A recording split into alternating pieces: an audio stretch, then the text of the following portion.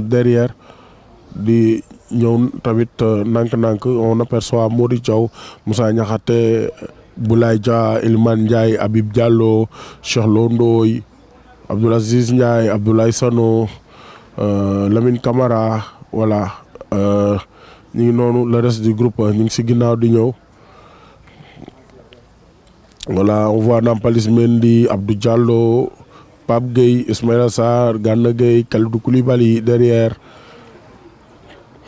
voilà gars yaa ngi ñëw dafa mel ni tey nag l'effectif sera complet voilà on aperçoit les joueurs Ismaïla Jacobs mi ngi ne tamit di ñëw Ismaïla Jacobs tamit mi ngi nale voilà Ismaïla Jacobs avec son bandage à la main ouais. Peut-être est-ce que du loxo bi la ñu waroon opérer loxo bi la ñu waroon opérer voilà ñu ngi noonu di ñëw voilà Ismaïla Jacobs mi ngi doon wax bi amoon coow li affaire Galatasaray bandage la am à la main dafa mel ni loxo bi la ñu waroon a opérer dafa mel ni loxo bi la ñu waroon a opérer en tout cas Ismaïla Jacobs est là Sadio Mané moom ngeen gis noonu mu nekk si ginnaaw ak yeneen joueurs yi. Ismaïla Jackson tamit moom Pape Matar Sarr ñoom tamit ñoo nekk nii di ñëw Nicolas Jackson Pape Matar Sarr ñoo nekk noonu ak ki nga xam ne mooy Seny Dieng voilà Sadio Nicolas Jackson Pape Matar Sarr ak Seny Dieng ñu ngi noonu si ginnaaw di ñëw Kalidou Koulibaly Ismaïla Sarr mi ngi noonu Kalidou Koulibaly tamit mi ngi noonu di ñëw voilà dafa mel ni tey rek l'effectif sera au complet mais Seydou Gouma fi Nampalys Mendy ah Nampalys il est là voilà donc l'équipe mën nañu wax ne tey l'effectif sera au complet au grand complet même pour nous offrir benn séance d'entraînement de haute facture en tout cas El Hadj Malick Diouf tamit ñëw na voilà tous les jours sont là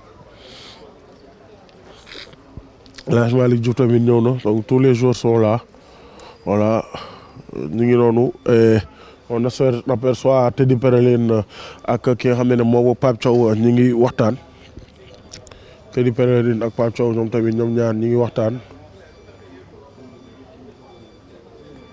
Teddy Pellerin ak Pape Thiaw ak ki nga xam ne mooy coach Flamand mooy l'entraîneur le préparateur physique ñoom ñoo ngi taxaw nii di waxtaan je vis Lamine Camara mi ngi doon waxtaan ak ki nga xam ne moom mooy coach bi préparateur physique bi autant du moins di di Flamand coach Flamand voilà on aperçoit El Hadj Malick Diouf moom tamit mi ngi nale El Hadj Malick Diouf mi ngi nale voilà am na ñoo xam ne joueurs yoo xam ne tamit dañuy maase wu nii su mel ni Pape Matar Sarr moom mooy maase wu noonu Pape Matar Sarr mooy maase wu noonu Pape Matar Sarr mooy maase wu noonu alors dafa mel ni tey nag l'effectif est complet tout Moustapha.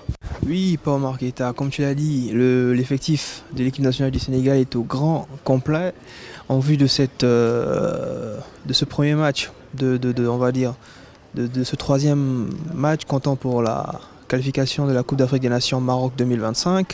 On a vu notamment le retour de Ismaël Jacobs, bon pas le retour, l'arrivée d'Ismaël Jacobs avec un bandage blanc sur la main gauche qui nous fait un peu penser à celui de Karim Benzema. D'accord. Et là, on comprend à suffisance l'insistance de la Fédération sénégalaise de football de voir impérativement le latéral gauche convoqué ou bien assurer sa convocation pour cette rencontre ou bien pour ces rencontres. Parce qu'il était inconcevable pour un joueur qui était déclaré blessé et avec des IRM à l'appui de son club et que malgré ce justificatif de blessure, qu'il soit aligné dans un match de championnat le week-end et qu'il ne soit pas convoqué, ce qui était assez inconcevable pour la fédération qui y a remédié autant pour moi en ordonnant la convocation d'Ismaël Jacobs et qui a répondu présent comme d'habitude.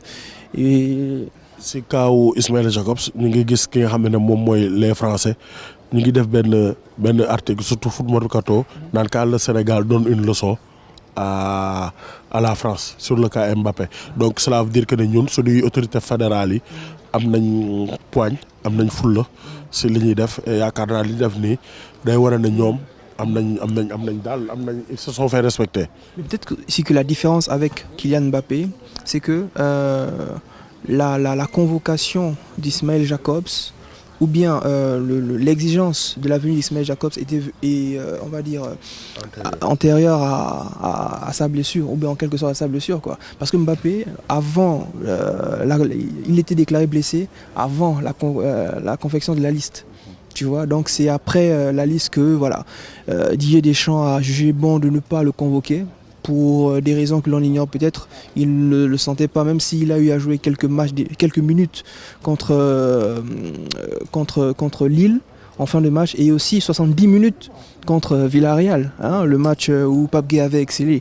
Mais comme je l'ai dit, c'est aussi vrai qu'il peut s'agir là d'une leçon à l'équipe nationale de France, une leçon de poigne. Parce qu'il faut aussi dire que le Sénégal apprend de ses erreurs. On avait rappelé le cas Diafra Sakho lors de la Coupe d'Afrique des Nations 2017, où le joueur, c'était assez similaire avec Ismaël Jacobs, il avait déclaré qu'il était blessé. Je crois qu'il devait subir aussi une opération. Hein, et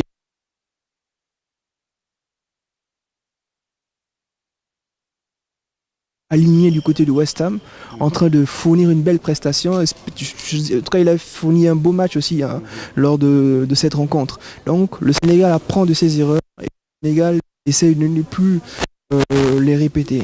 Alors, juste rappeler à nos chers internautes que vous avez aussi la possibilité, hein, de nous poser des questions sur notre plateforme. N'hésitez pas à poser des questions, et Paomar Keita et moi, Moustapha Toumbou, nous nous ferons un plaisir d'y répondre, alors que les joueurs sont là en train de se familiariser un peu avec le ballon, avec des petites passes à 3 pour les uns et à 4 pour les autres, pendant que d'autres se préparent encore sur le côté. Donc voilà, c'est un mood de décontraction pour le moment, avec des passes et des petites passes aériennes et au sol, en attendant le démarrage de cette séance d'entraînement. Pomar. Waaw, comme ni nga ko gisee li nga xam ne moom mooy entraînement bi mi ngi waaj a commencé ñu ngi gis joueurs yi ñu nekk en mode décontraction seen biir ku nekk fii di tël bal bi.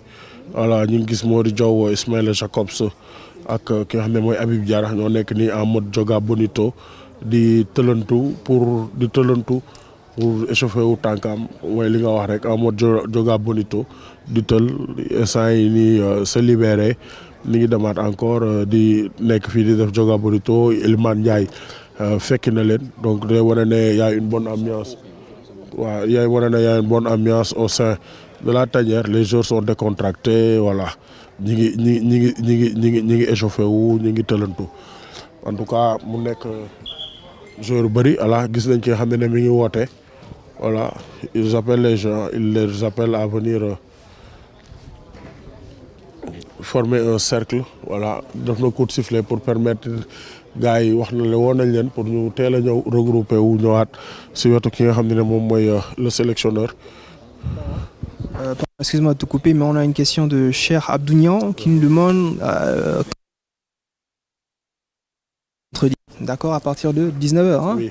De 19h au stade Abdoulaye Wade, autant pour moi, et voilà, il serait bien, oui, ma grand-mère est Diop, quoi.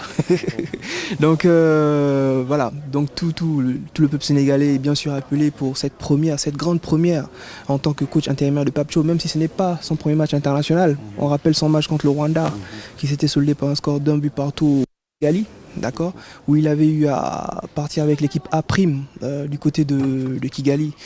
Donc voilà, ça va être, on va dire, le deuxième match international de Pape Thiaw, mais le premier en tant que coach intérimaire. Donc un grand baptême du feu. Un grand baptême du feu, moom la dëkk bépp di xaar, dëkk bépp instant yi nii ñi ngi xaar la première de Pape Thiaw. Avec l'équipe nationale A, parce que Pape Thiaw tamit def na une première avec l'équipe nationale locale ici au stade de Diamniadio. Boobu Libéria moo ñu fi dooroon 1-0. Alors